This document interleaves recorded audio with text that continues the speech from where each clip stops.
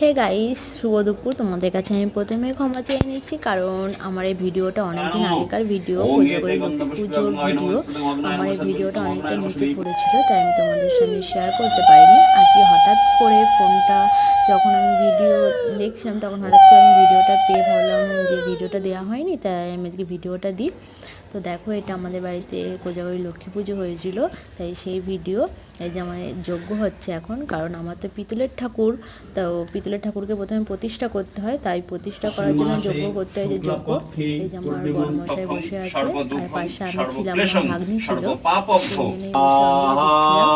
আমার ভাইয়েরা ছিল, ঠাকুমা ছিল, সবাই মিলেই ছিলাম। কিন্তু আমরা তিনজন অঞ্জলি দিয়েছি সেই ভিডিও। তো এই দেখো, এই যে আমি শাক বাজাচ্ছি। ভিডিওটা তোমাদের কার কেমন লাগলো বলবে। এই যে আরতি করার জন্য ধরানো হচ্ছে, ব্রাহ্মণ এবার আরতি করছে ঠাকুরকে।